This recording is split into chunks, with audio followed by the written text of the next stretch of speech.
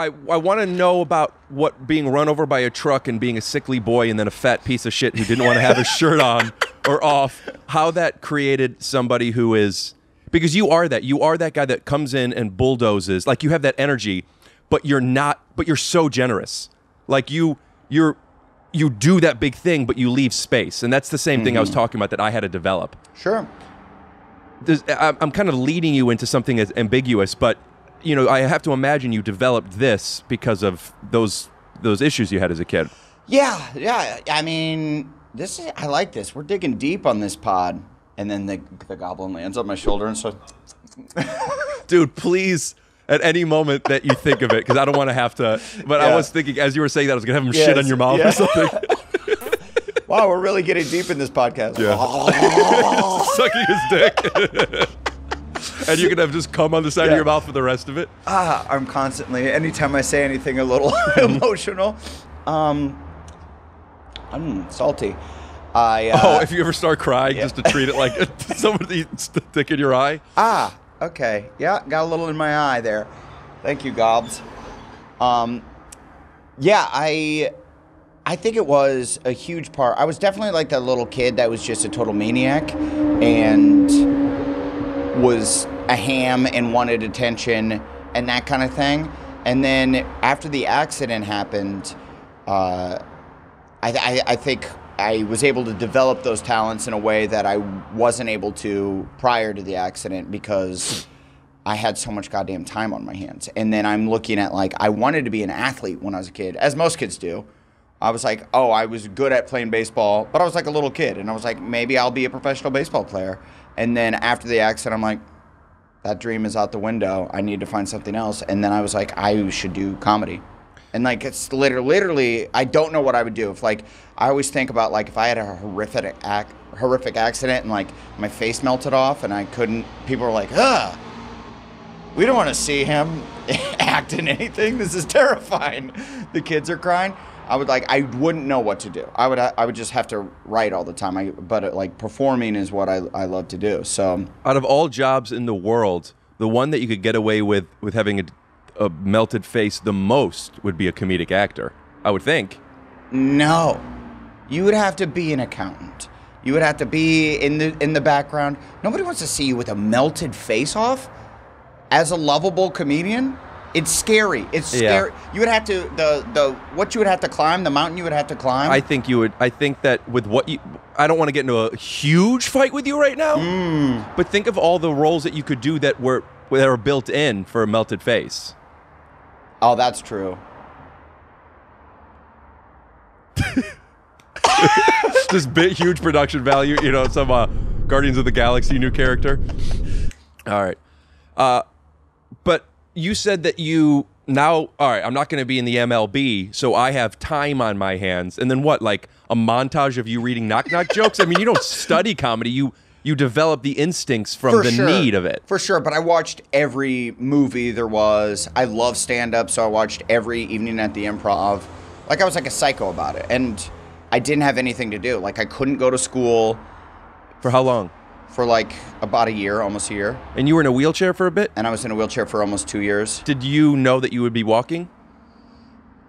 Yeah, my parents didn't. They just lied to me for like a solid 6 months. Where they're like, no, you're going to be walking. You will be. And meanwhile, the doctors are like, we don't know if he will. Your parents tell you this later on? Yeah, later on. As a kid, I was like, I'm glad they lied to me because it made me, I would have been probably pretty bummed about the whole situation. What was the rehab like? Brutal, like really hard. Like relearning how to walk is one of the toughest things that you can do because it's so fucking painful and like it's just so demoralizing. Like to be a little kid and an athletic, like active kid who loved sports and baseball and playing outside, and then being able to just not even like lift your head up without like some help, without your mother having to go, come here. What do you mean demoralizing? Were you embarrassed? Yeah, for sure. I mean, it's like you, and even not even fully embarrassed for people like to see you. It's more like I'm embarrassed to myself that I can't do these things that I'm should be doing and that I'm used to doing.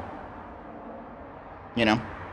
Your legs now, they're scarred up, but they don't look disfigured. It looks like just your skin had the issue. So could you explain what they look like? Yeah, you might get it on camera. It looks like uncooked chicken, if you can't really see. Kind of looks like a slab of uncooked chicken meats. But all the bones from the knees down were shattered, and they had to, I don't know how they even did it, but some sort of high-tech orthopedic surgeon super glue, and they put it all back to HEOSSG. Yeah, exactly. They put it all together, and then the skin was ripped off, which is like the most painful part of the whole situation, honestly. Because broken bones are one thing. Once they set and they heal, it's kind of okay. But words will never hurt me. Exactly. Yes, Rick. But the skin was ripped off, so they had to take skin from up here, like a cheese grater. Are you scarred up there? Uh-huh. Yeah, a little bit. Not bad, but right. You can see it. And then put it down there. But now I get like weird compliments from like just ripped dudes.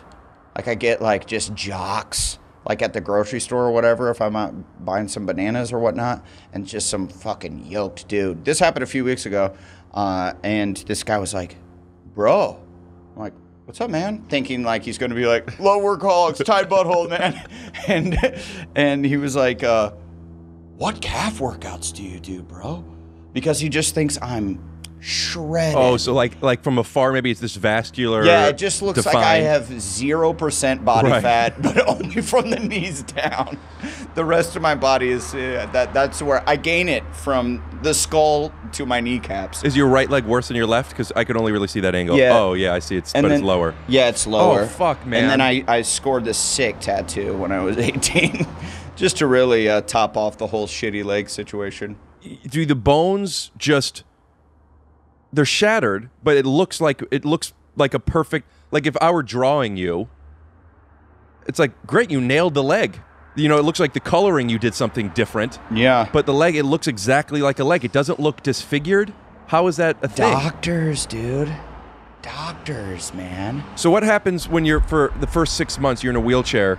Also, let's not talk too much more about this. I'm just really curious because we haven't really talked too much of this ever. Yeah, that's all right. It's only 130 degrees out here. Are you okay? No, I'm fine. I'm just. I have to acknowledge this and thank you. It's a heat wave, so we ended up doing it in the morning instead of the afternoon, but it's still very hot. And I texted you this morning. My intention was I wanted to give you an out. Sure. And no, I saw that. It's fine. I mean, I'm like kind of staying down in Orange County right now.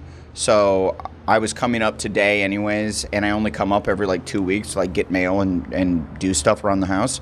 So it's going to be today or then 2 weeks from now, and I don't want to wait 2 more weeks. Well, thank you for coming over in this heat. You're welcome. So you were a cripple. I am. And you're when you're in a wheelchair, are you for this 6 months, is it multiple surgeries? Are you casted up? Do your legs look deformed? Yes, they do. They look super deformed. You could move this mic if you want to lean back.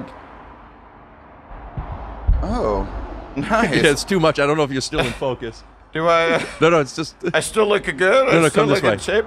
Yeah, no, I was pretty deformed. They were up in traction, so I had pins through both knees, and they were hanging with like little things underneath. Look up what traction is. I don't want to explain what traction is. Sure. But full in traction for like a month and a half in the hospital, and it really, really, really sucked.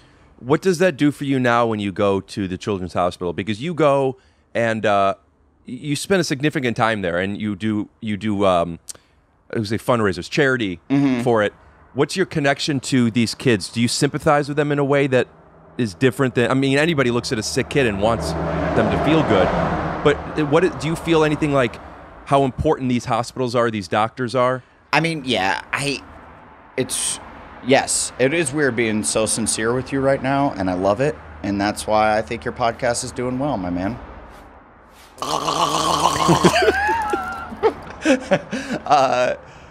Yeah, no, that's for sure. When I was in the Children's Hospital in Omaha, one of the nurses knew that I was a big baseball fan, and I specifically loved Cal Ripken Jr., because he was the Iron Man. He like never got sick. He never got hurt. He played every game, and he has the record for playing the most games consecutively. It's like 3,000 something. And knew that I was a fan, and somehow she had a connection through a friend of a friend of a friend to Cal Ripken Jr. And he wrote me a letter and signed in baseball and signed an 8x10 and sent it to me. And like just having that experience as a kid in a children's hospital, like the Iron Man is reaching out to me and saying that I'm going to be an Iron Man too, like really inspired me and like helped me in a way that I didn't know that I needed. And then now as an adult, like just going there, and even if like I meet 100 kids and like one of them actually was really inspired and helped out by that, cool. I mean, some of these kids, some of them freak out and are like, oh my God, I watched Pitch Perfect. And then a lot of them are like, I don't know who you are. Right. So not only they not know who you are, they only want their doctors or Cal like, Ripkens. Get out of here. But some of them are pumped. Oh yeah.